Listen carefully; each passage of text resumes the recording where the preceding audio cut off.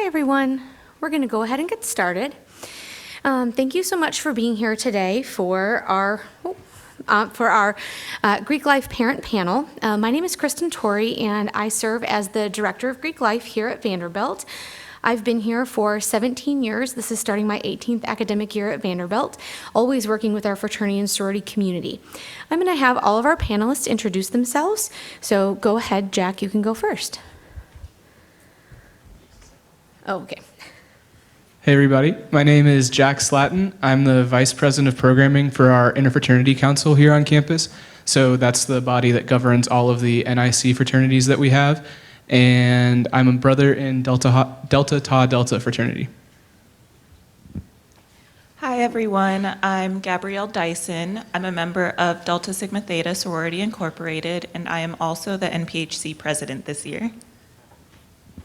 My name is Carter Williams. I am a senior. I am the Panhellenic Council president. I'm disaffiliated from my chapter for the year as a member of Panhellenic exec, so I cannot say, but I am a member of one of our 10 Panhellenic sororities on campus.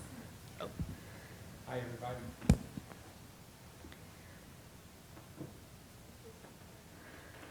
Hi everybody. My name is Keith Jossell. My son is a senior this year. He is a member of the Kappa Alpha Psi fraternity, and yeah.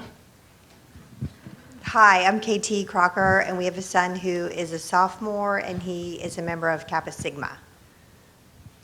Hello, my name is Angie Jones, and we have two children here at Vanderbilt. Our son is a junior, and he's in a fraternity, and then our daughter was also in a sorority, but she's an alum, but she's in the master's program. Great. Okay, thank you so much. Just so that we can have a sense of the room, how many of you are parents or family members of a first-year student? And that's what I thought. That's generally who attends this session. And so most of the time, the parents and family members who attend this session are first-year families who are thinking, and their children are thinking about becoming members of our fraternity and sorority community. And so this session is generally designed to answer questions and provide some context around our fraternity and sorority community, as well as to talk about the recruitment and intake process, which is how students become members, and then also what their new member education or intake process looks like for joining.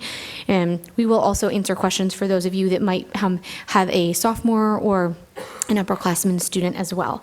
So the format of this program today is that we will give some information about our community, we'll do an overview, we'll talk a little bit about the joining process, and then we will take some questions from the audience at the end to make sure that you have the opportunity to have your voice heard and see what questions that you might have. So, to talk a little bit about our fraternity and sorority community, we have a robust community here representing 35% of our undergraduate population is currently members of our Greek organizations. We have a great commitment to service and philanthropy. Last year, our students raising almost $300,000 for local and national philanthropies and doing more than 30,000 hours of community service. We have great academic success in the classroom. Sometimes I think people wonder whether or not their student will still have the same commitment to academics. We do have greater success meaning that in the classroom, meaning that our students that are members of the fraternity and sorority community do have higher GPAs than those students that are, than the all undergraduate, both men's and women's GPAs. Our students are very engaged on campus. One of the things that I'm very proud of in the seat that I sit in as the Director of Greek Life is that this is one of the campus engagement opportunities for our students. For some students, this is a great way to create community, and it is a very popular one, but it is definitely not the only thing to do on campus. And for most of our Greek students, even though they may have chosen to become a member of the fraternity and sorority community, it is definitely not the only thing that they do here. And so it might be of all the different choices they have to be engaged on campus, they might be a member of the fraternity and sorority community, and they are also involved in student government or dance marathon or Relay for Life or write for the student newspaper or be on the radio station or many of the other different choices that our students have for being engaged on campus. Another program that we have that I'm really proud of right now is our Greek Inclusivity Alliance. We have a group of students who have really worked tirelessly to make sure that while Greek organizations are identified many times across the country as being particularly exclusive, we are working really hard to make sure that our students are culturally competent and really thinking strategically about how they can be as inclusive as possible, even though certainly fraternities and sororities are exclusive in the way that they bring people into their organizations and they make choices related to who will be a part. They do also think about how they can consider who they're bringing in a thoughtful way, and also that the choices that they're making about the programs that they're doing, that they are hosting those in ways that are inclusive in language, costume, thought, and that they are not doing things that are going to help them to be on TV. But it's partly about how they can develop a more culturally competent person, and that being a member of the fraternity and sorority community at Vanderbilt is going to help them to be thinking in a diverse mindset, and not just thinking about themselves, but thinking a little bit more globally and as a better leader. And I think that our Greek Inclusivity Alliance has really been working diligently on that, and I'm very proud of them for that. If you walked to this building today, the other thing that you might have noticed is all of the construction that we have happening. We have also, as an institution, been working hard on our West End neighborhood project, and that includes a significant investment on the part of the institution associated with putting all of our utilities underground, making the neighborhood much more accessible. So when the project is complete, we will have put all of the utilities underground, created accessible green space, and with pedestrian walkways, places where we used to have parking lots that were full of overhead utilities and that were not very attractive and didn't match the rest of campus. We will have more of a park-like feel and places where not just the Greek community can participate, but also that it can expand to the larger campus community, so that the West End neighborhood doesn't just be something that the fraternity and sorority members can participate in, but something that can be a place for gathering and community for the campus community as a whole. So, this does not link right. Pause. Technology is not my number one life skill. I admit that wholeheartedly. On our website, this is our website that I'll take you to several things on throughout this presentation. We have, if you look here on our website, we have a whole section that's dedicated to updates associated with the West End neighborhood. But what you see, oh dear, why doesn't it update here, Suzanne? This is what's on my computer is not on the screen. Zoinks. Pause. On my computer screen, there is a map that is showing what the neighborhood will look like when it's done. But to you, it still says this. Anyway, so the neighborhood will includes 6 new fraternity and sorority houses, one of which we are very excited, opened today. That was for our NPHC community, so our historically African American fraternities and sororities now have a dedicated, very large home that has 8 dedicated suites for each of the organizations in it. I'm not sure what's happening. And so that will be the largest space that will now be in our community, and it's central to the neighborhood, and we're very excited about having that, as that is something that is very unique to Vanderbilt. Oh, look, there it is. There's our map. And so you'll see where we have the green space up and down, the big circle space, and also on the in the road in the middle. Oh, look, a clicker. Thank you. Oh, wait. Nope. Oh, look, yeah, that right there. So this will be a space that people can gather, and we can have food trucks and events and those kind of things. The same thing down here. These all were once roads that cars would travel on and would park on. Same thing back here. And I think this is just really shows a dedication from the institution to not only our fraternity and sorority community, but also to trying to create a neighborhood that has spaces for fraternities and sororities, but also for the greater campus community as a whole to gather together and to show that we want to be a neighborhood that can be for everyone. The place where you see MPS is a space that will be a community event space for many organizations to host events in, not just fraternities and sororities. So we are very excited about this project and think that it will bring new life and excitement to our neighborhood right after all the construction is complete. So we're very excited about that. So, okay. Oh, now we're back. All right. So I am now going to turn it over to our governing council leaders to talk a little bit about each of their governing councils, as well as the recruitment and intake process for each of their councils. We do have a deferred recruitment process, a deferred intake, or a deferred process for joining at Vanderbilt, meaning that your first year student cannot join until at least the second semester is the first time that they're given the opportunity to join officially as a member. So Jack, please take it away. So like I mentioned before, I'm a member of the exec board for the Interfraternity Council.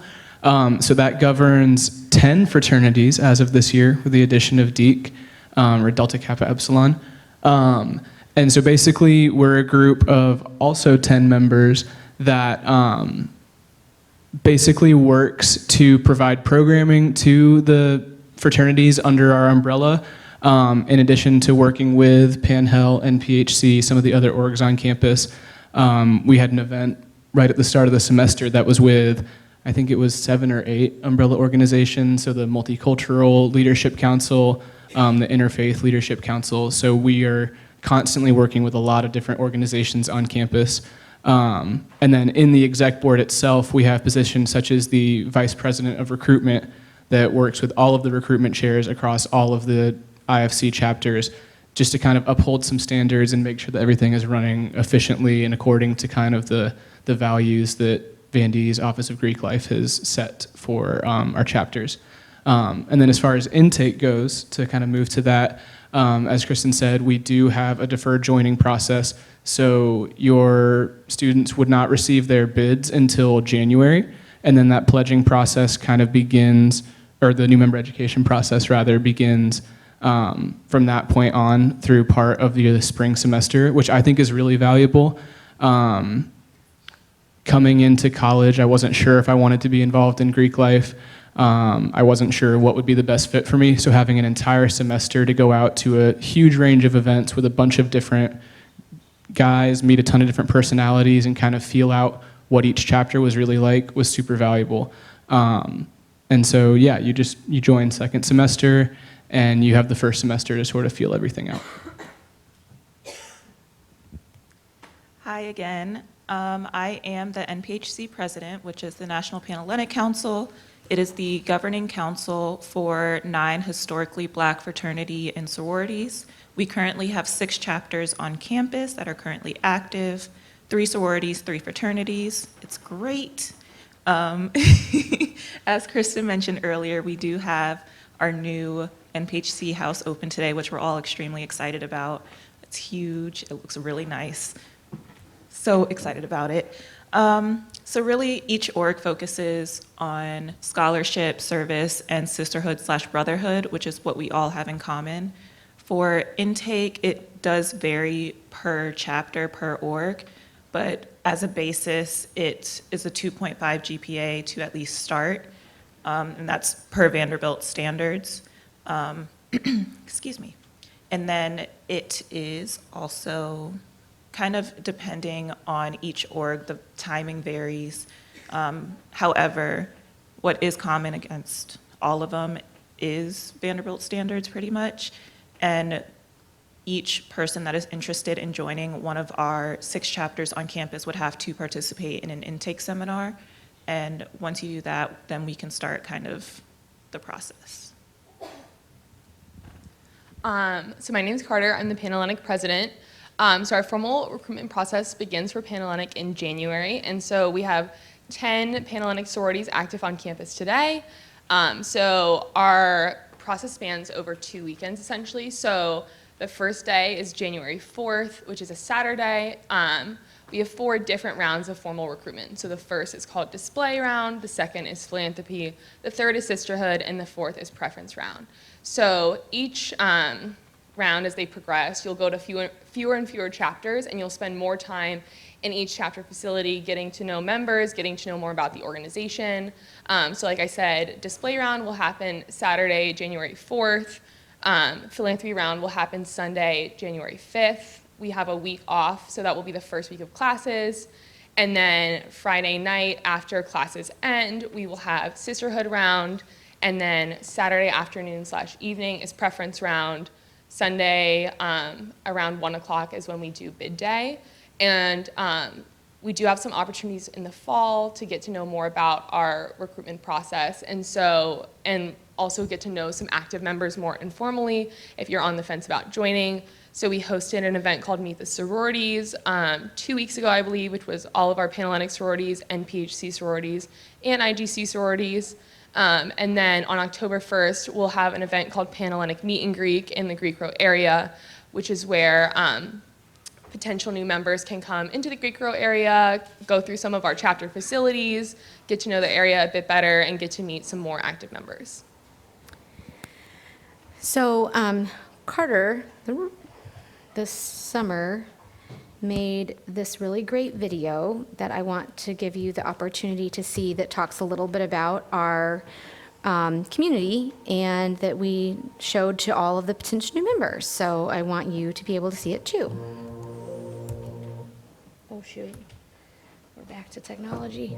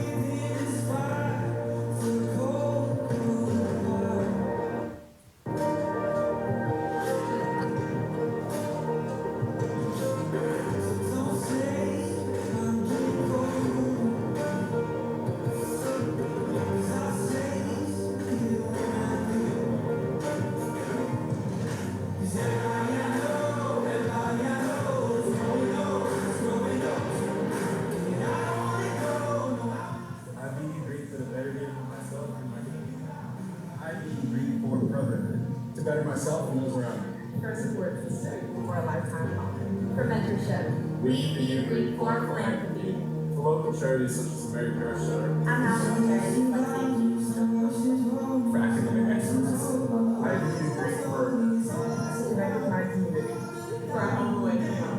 for belonging. I be to make a lasting impact on my community. I just feel great to expand my horizons on campus. For a community of dynamic women. I be Greek for experiences that last lifetime.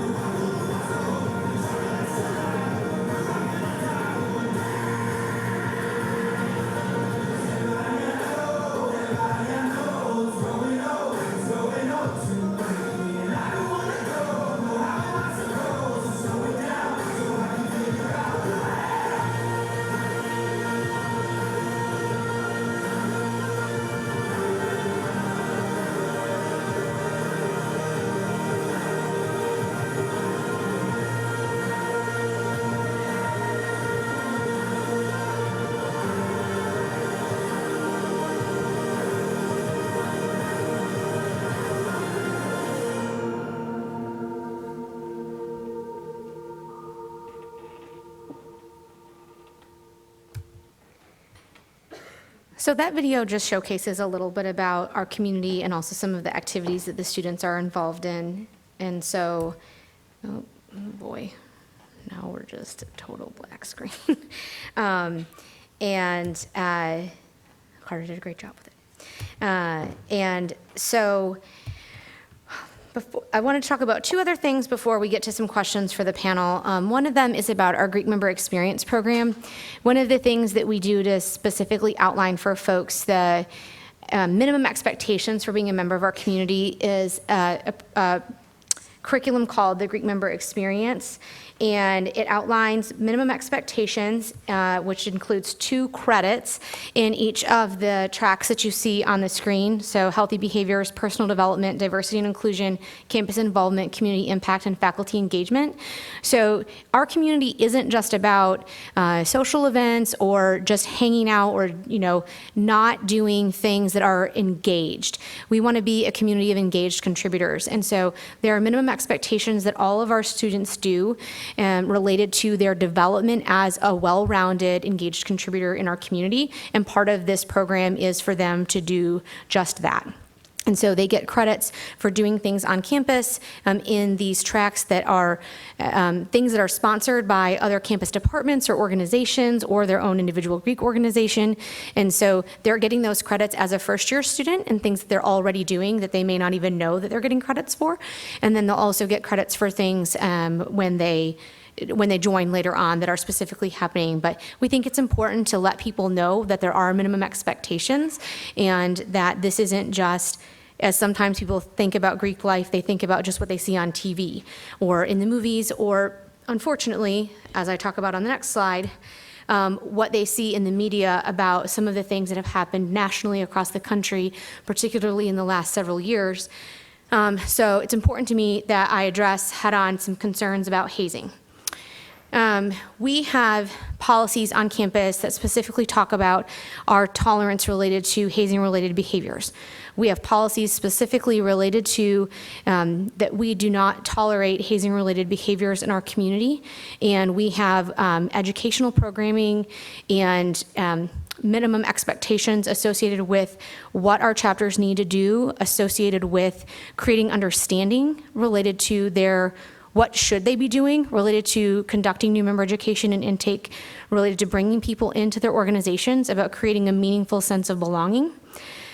And I want to stand before everyone and have an honest conversation to say that, yes, our community has had some issues associated with hazing. It's why we have less chapters right now than we had 5 years ago. And so we do take issues around hazing very seriously.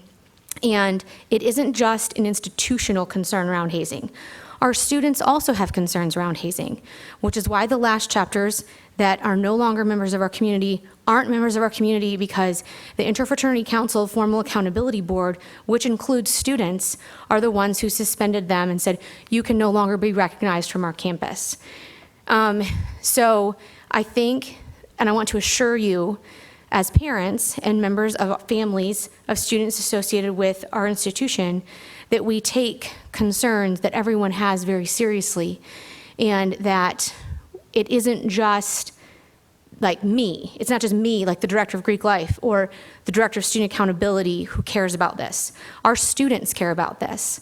They have worked diligently to create educational programs, to create programs around how can I have a person who's called, in IFC, it's called a new member advocate, identifying new member advocates inside of chapters to advocate on the part of new members to say, when guys have a class, they have a test in this week, and I'm concerned about, the time commitments of new member education this week. I really can't come to all of these things that might be happening. They can go to a number of people in the chapter, including a new member advocate, to say, hey man, I just can't make it to all these things this week because I need to study for this chemistry test. And there's people who are designated for that. I want to make sure that I'm not saying this in an overly scary way to say that some of the issues that we've had here are not like what you have seen on TV or what are happening at some of the campuses like LSU or Penn State or some of these other things. We have taken a very proactive step associated with this to say our standard is going to be This behavior, like at this level, is not acceptable because we're not going to get over here. So I think that I just want you to know that we have policies and expectations that are very clear with our students about this, and it's not just the institution. We are working in partnership with our students related to this. There are a number of reporting options that we have. We have a hazing hotline. We have on our website, you can see on the very front page of our website, we have an online reporting form that people can go to, and that includes parents, students' friends, their roommate, like right here that says like this is how you can report hazing. Our police department has a form, an app on their phone that people can report anything on, which includes hazing. We don't get a lot of reports that way, but there is an online app that students can use too. In addition to, many students can just call my cell phone. But I just want you to know that it is something that we take seriously, and it is something that we need parents to be our partners on. You can ask thoughtful questions of your student if there are things that you are concerned about. But it is something that we've worked really in good partnership with our students to try to solve. So with that, I am going to turn it over to our panel to ask some questions that have been popular questions from parents in the past. So I'm going to ask the parents first. As a parent, what are the benefits of membership that the benefits of membership in a fraternity or sorority that you have seen with your student? I think one of the things, as you guys know, that students here are really, really busy, and it would be really easy to become very internally focused on your academics and the things you need to get done for yourself. Being part of a fraternity, I've noticed that my son, because of the community service credits that they do, it may be required on their part, but the creativity of what they're creating based on what they're interested in and the types of things that I'm seeing, not just with him, but because a lot of his friends are in the MPHC, in other fraternities or sororities, I get to see a lot of the different things that they're doing that are about mental health and about supporting people outside of the university. And I'm not sure he would necessarily have the initiative to do that on his own if he wasn't part of Greek life. I think that there are a number of benefits. I think one of the key things that I have been impressed with is the mentorship from the older kids to the younger kids. I think that's been really important and really positive. This Greek member education or experience program that's in place, I think, is really phenomenal. Essentially, every semester, the Greek members go to 12 hours of education. It could be anything from something like yoga for stress management. It could be a career development seminar. It could be nutrition, but it is a requirement. And so I think to your point, they may not go because they are busy, but I think it gives them a really good opportunity to learn sort of about self-care and just sort of how to conduct yourself. And then lastly, I think it's a very easy way to plug into other organizations because you have 100 other members who participate in other organizations. So you will learn about those organizations and have firsthand opportunity to plug in or go and find other things that you might be interested in. Yes, I would like to add also to their answers. I think that our son has 3 sisters, so we were thrilled for him to have the opportunity to have actual brothers. And we took that literally in our family, and I'm so happy that he has that sense of community. And so much so that we even hosted one of his brothers for the summer when he had an internship in our hometown, because we insisted, there's no point in you staying in an apartment or hotel. You're a part of our family now, and we welcome you. And also to add to your wonderful answer, I think Paul has really engaged himself in other activities, within the Vanderbilt community. He has reached out to, he and a lot of his friends go visit the elderly. It's Vanderbilt Bridging Generations, and it's a really wonderful program. And he actually went to Guatemala and got to practice his other language because he was encouraged by some of his other Greek friends. So we're thankful for Vanderbilt encouraging that. Students, how would you answer the question about what is the greatest benefit of membership that you have received? I think coming from a student perspective, one thing that was an interesting thing to adjust to is going from kind of the level of academics in high school to the level of academics at Vanderbilt. And it's hard to go from being a straight A student in high school to coming here and taking classes like chemistry and calculus that are really, really hard. And so it can feel kind of isolating that like maybe I'm the only one that struggles with this, maybe I'm the only one that feels like I'm not smart enough to be here. And so I know, especially my sophomore year, the academic support that I got from my sorority and that all of our fraternities and sororities provide was really helpful. And like they said, like the mentorship aspect of it all, I knew that I always had sisters who I could reach out to who had maybe taken the class before me and were able to help tutor me. Or as a senior now, I had a sister who helped me get an internship, and that has turned into a full-time job for next year. And so just the connectivity of it all and knowing that there are people who are here to support you, who are here to lend a hand and maybe not be so like rigorous in the academic setting, that was really wonderful for me. Yeah, I definitely want to second the support aspect of it. I know like I'm super busy now, and if I have too much on my plate, I could always talk to one of my sisters and be like, I need you to take something off of my plate, or even just distract me for a little bit. And they're always there for me, which is really great to have, because you know sometimes people get caught up in their own schedules and may not have enough time to hang out with you all the time. But this connection that we have is just so strong, I guess you could say, that we make time for each other, which I find really great. And then another thing that I saw in myself a lot of growth and a lot of strength coming from joining Greek life, and strength in a different way, just kind of growing up and seeing myself become a great person, I guess, if I'm gonna toot my own horn a little bit. Yeah. So probably the biggest thing for me, on this sheet, it says that Greek students are involved in more than 400 organizations on campus. Coming in as a first-year student, I was super overwhelmed with kind of the breadth of things that I could get involved in. Like, I didn't even know where to start. But as I started going through my my recruitment process, as I went through my new member education, I had older brothers that pointed me towards organizations that they thought that they identified with, and I was like, well, you're my friend, you're my brother, maybe I can see myself there. And that's how I found some of the things on campus that I love doing. That kind of helps me step away from academics every now and then, which is really rewarding.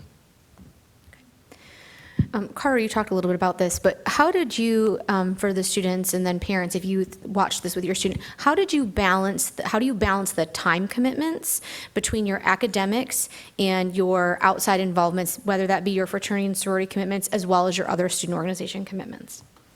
Yeah, so I would definitely say that this experience is what you make of it. So you can be a general member and just attend weekly chapter meetings and then pick and choose, like, maybe I want to attend a sisterhood event this week. Maybe there's a social event that I would like to attend.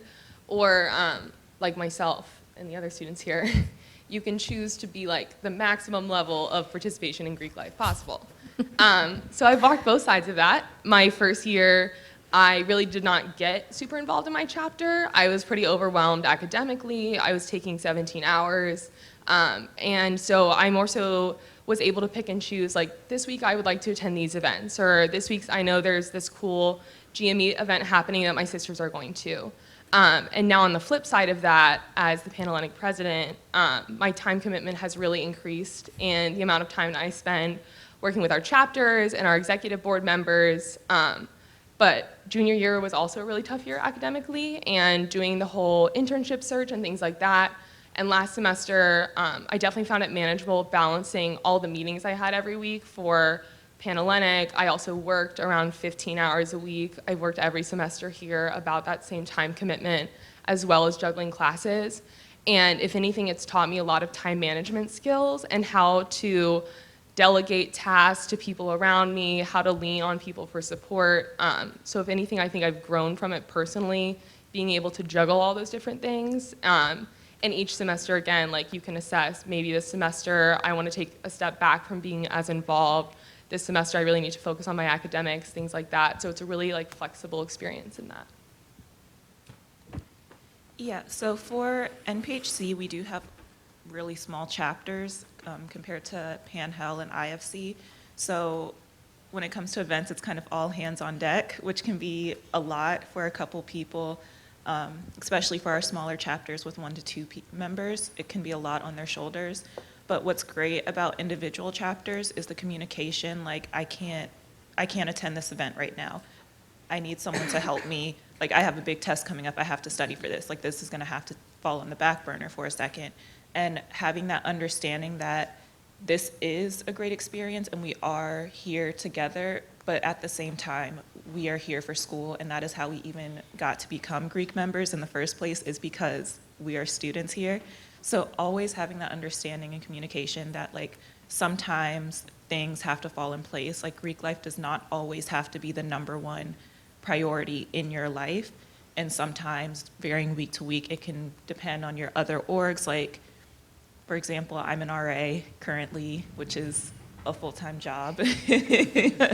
But kind of like, and it's also our mini week this week. So managing like my staff meetings while also trying to attend all of the events, it's kind of difficult, but then you learn to prioritize which goes where. So like one of my events was overlapping my staff meeting. So I went to the event first, and then at the end I was like, guys, I gotta go. Like I have work essentially. So really just communicating with everyone and with the council as a whole, communication as well, because we are smaller, so we all have each other's backs. So even if it's just like, hey, everyone, we need some attendance at our events. Do you mind showing up? Just small stuff like that. Yeah. So I would it's a little too close. I would definitely 100% echo everything that they've said. So I guess one thing that I'll add specifically that Kristen kind of touched on is that during that like fall recruitment and then spring new member education process, there are a lot of resources available to your students because, like I said, I'm a sophomore. I'm only 1 year removed from this process, and adjusting to Vandy can be really hard for a lot of people. So your students and me specifically, I felt like I had a ton of support from all angles in my fraternity when I was going through those processes. You know, I'm a pre-med student, so chemistry was really huge last semester, very tough, did not have a good time. But I was able to be more prepared for those things because I could communicate with my new member educator and my new member advocates and say, hey, I really have to take the night off or 2 nights off so that I can get prepared for this. You know, during the pledging process, or not, during the recruitment process, first semester was really that first semester when all of those things were kind of hitting home for the first time. So I was able to say, hey, you know, I can't come out to events and this week because I just have too much going on, and everybody was super understanding. And then now that I'm actually a full member in the chapter, that support has kind of continued. So. Great. Parents, what piece of advice would you offer to the parents sitting in this room whose student might be considering membership in the Greek community? What piece of advice would you give them? Well, I would tag on to what they were just saying about time management. That also means that sometimes you're going to be managed as well. And so as I talk to my son and I talk to his other friends that are in Greek life, one of the things that they said that they always wish that their parents would understand is that sometimes I can't talk to you. I really can't. And if you listen to what they're saying here about the academic workload and then the things they're doing in the fraternity and the sorority, you may not understand, well, why can't you talk to me for 15 minutes? It's just 15 minutes. Well, no, for them, that's 15 minutes that they may be staying up later getting ready for a physics or chemistry exam. And so understanding that patience, and so one of the things that I've heard them say a lot as advice to the parents and advice to me is when you find out what fraternity or sorority your kid is interested in, read up on it, study up on it so that you understand why they're interested in it, why they're excited about it. And so then it may give you an opportunity to be a little bit more supportive instead of saying, how come you're not taking care of me right now? The advice that I would give specific to Rush is that you allow your kids to find the house that they feel like they fit in and the group of kids that they feel like they have the most in common with. I think in our case, we have a long line of people who were in the Greek systems at other schools, and they were in a number of houses, and the house that our son pledged is not one that we had anybody who had ever been in. So I think when it comes to the Greek system for both sororities and fraternities, I think you have to let your child pick the house that they think is the best fit for them. And I think you just have to support them through the process if it's something that they want to do. Well, to add to all the other wonderful advice that I've heard here, my personal advice is just plug in. We've hosted our son's pledge class at our home several times. So if I'm going to cook for 10 people, I might as well cook for 30 people. And they're always hungry. So, if you show up with food, I just, those are some of my most exhausted weekends, but some of my most cherished memories, I promise.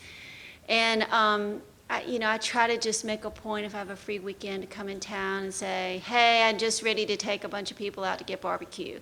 Let's go eat, or let's go for a walk or something, because there's just so many opportunities for them, and it's nice to have a little break. So. To that point, one of the things that I wanted to show you about being engaged and being informed on our website is two particular things. On the section that's called How to Join, there's a section called the Guide to Greek Life. And the Guide to Greek Life shares a lot of information about our chapters and about the commitments of being a member. There's a particular section that is about the financial aspects of being in a fraternity or sorority. There is a significant financial commitment to being in Greek life. And it's important that as families, you talk about what that means. Are you, as the family, you as the parents, going to take on the dues for being a member of a Greek organization? Are you going to split it? Are you going to ask the student to take on a job like in Carter, when Carter was talking about that she worked for 15 hours a week many moons ago when I was in school. It was my responsibility to pay for my sorority dues. It's important that you have a conversation up front about what that means. On this chart that we have here about the financial aspects of being in a fraternity or sorority, it outlines the dues that were given to our office. So I always preface this by this was information that was provided by the chapter. And so this is what outlines what the new member dues are and then what the fall semester dues are and spring semester dues are. It also talks about whether or not the chapter offers financial assistance through scholarships or grants.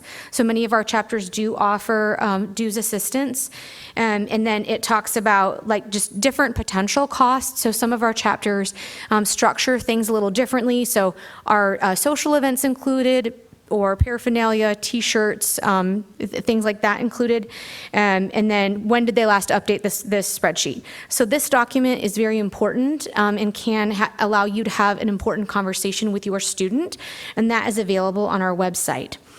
In addition, you can see on our website lots of information under this About Us tab. There's the academic and membership rankings, and that shows all of the academics reports for our chapters for the last number of years. So if you wanted to see what was XYZ chapters academic, their GPA for last year, you can see it on there.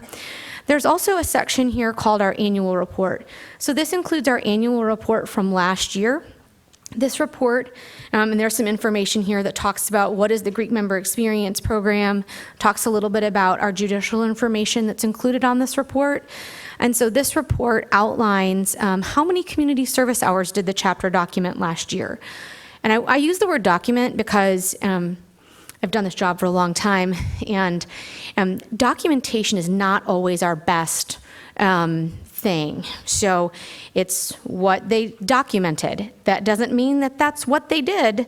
I think they may have done more hours than that, but somebody did in fact have to turn it in.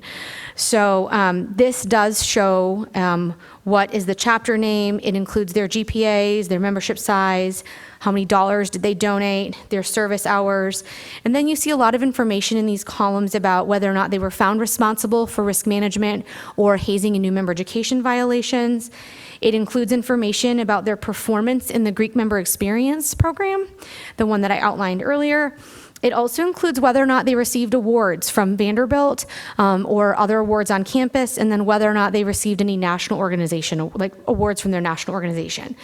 So while to KT's point, your children are sometimes going to make, just because they made a decision, you know what I mean? Like, and they might say, Mom, I really love this organization and I feel like I really fit in with them.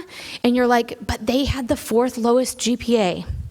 The 4th lowest GPA at Vanderbilt sometimes is the #1 GPA for that national fraternity in the country. So just want to like have perspective on that for you. We had a group one time that won actually the top GPA in America for their national fraternity, and they were last here. So, you know, this is still Vanderbilt, and we are still pretty awesome when it comes to grades. So, like, perspective, folks.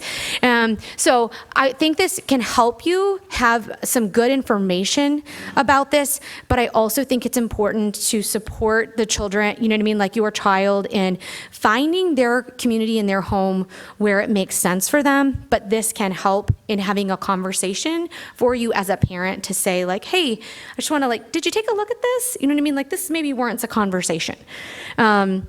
So with that, I'd like to open up the floor to questions to see what questions you might have. Yes, ma'am. So Vanderbilt students are very smart, or they wouldn't be here. And True facts. Students seem very, very smart. So why does Vanderbilt have a no hazing policy, period, rather than standards that are here and standards that are there, with these smart kids doing stupid things close to hazing? Sure. So I would want to say to you, yes, we have a zero tolerance policy of hazing. But when you look at the policy of hazing, it would be a violation of the hazing policy to say, have the new member of our new member education policy to have the new members at the house before 11 o'clock in the morning. Should we suspend a chapter because they had people at the house before 11 o'clock in the morning? Probably not. That would not make sense. And so I think that we have continued to work, but I think that on that. So I do think you could say, yes, we have a zero tolerance policy to hazing because we have made decisions in that vein.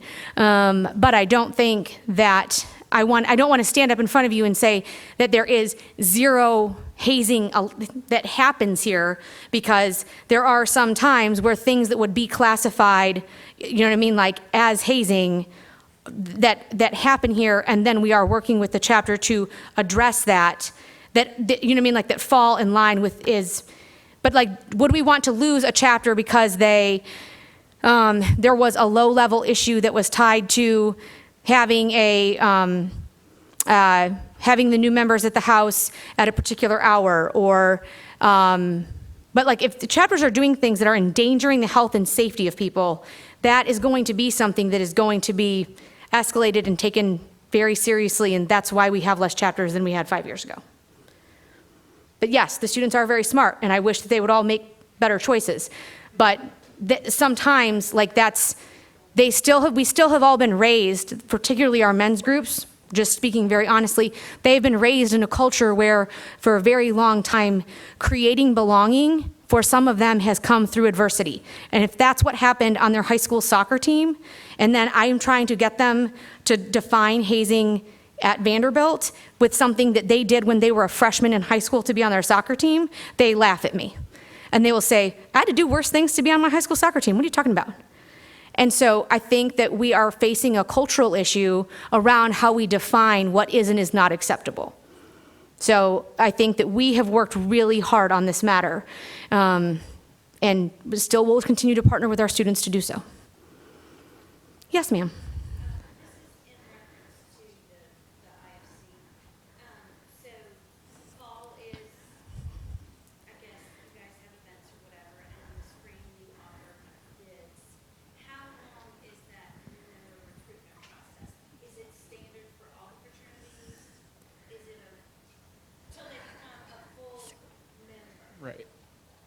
It's 6 weeks is our standard, but we have a couple chapters that per their national organization have to initiate faster than that.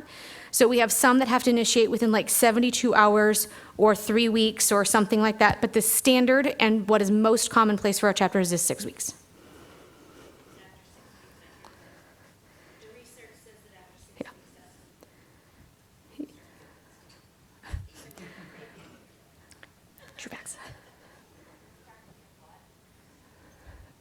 Yes, ma'am. in terms of the choosing groups, if your child has a couple of different fraternities to start if they're interested in, will they get a bid from one of them? Like, will they go through the whole process and they're not going to bid? Do you have a son or a daughter? Go ahead. So for our spring bid night last year, how that night kind of looked is you got this little card where you could rank your top 3 choices, and it's kind of like a mutual selection type thing. So if one of those top 3 choices of fraternities was willing to extend you a bid, then you would get a bid. So my understanding is that you could get multiple and choose, but But it is possible to participate in the process and to not be extended an invitation. That is possible.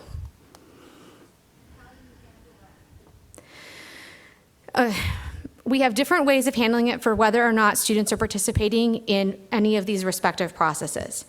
For Panhellenic, we have a very structured formal process.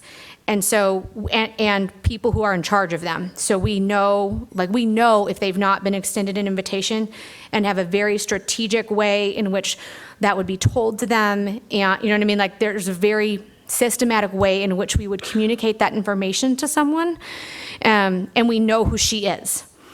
Like our office knows, the Panhellenic, like there's a small group of people, but like we know how to communicate that to her. For IFC, we don't. Because sometimes there's men who are participating in the IFC recruitment process and we don't even know who they are. They are guys who have not even registered yet and they've just been going to fraternity events, and then a fraternity says, we're not interested in pursuing you for membership anymore. And we never knew that he was ever even participating. The nature of IFC recruitment versus Panhellenic recruitment and NPHC is that for NPHC, the process is very organized by each organization, and we know who is participating. For Panhellenic, the same, very organized, we know who the people are. IFC, not so structured, a little more flexibility for the men, because that if you look at like structurally nationally, these processes mirror what they are on many campuses nationally. And so for our men, when we know that there has been an issue, we can outreach to that student. But if we don't know who he is, that can be very hard. We work with our recruitment chairman to talk about what is the best way to communicate. If you are no longer interested in pursuing someone, how do you communicate that information, and how do you connect him to other fraternities who he can be considering for membership? My best advice all the time is for people to be considering membership in more than one organization. People who participate that have tunnel vision into the, like, I will only be in this one chapter, are generally ones that can be more disappointed than ones who keep an open mind. Yes, ma'am.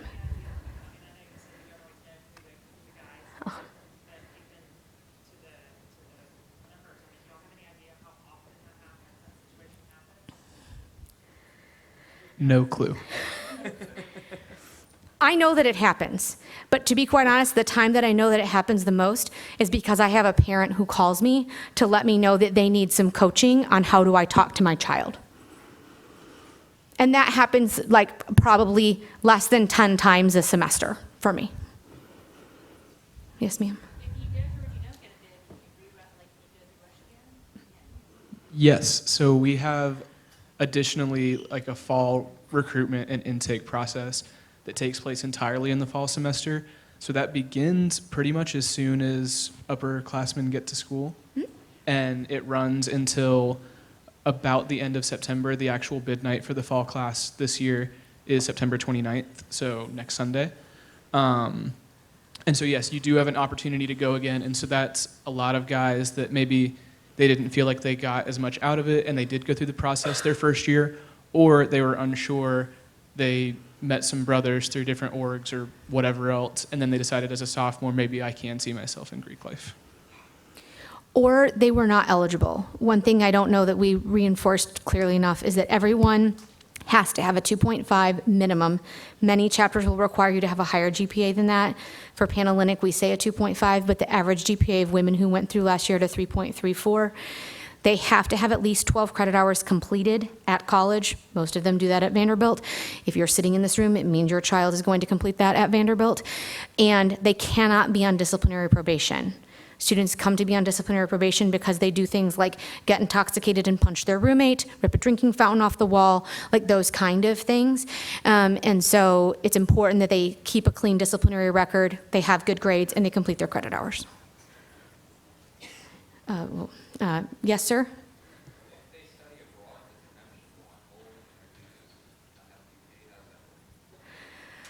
Their membership doesn't go on hold. How they pay their dues is different. That is designated by their organization. So some organizations will have like a broad dues, and it might only be like $50 or something like that. Depends on the chapter. They set that. We probably have time for like one or two more questions, and then we can take some other questions in the back individually. Go ahead, ma'am.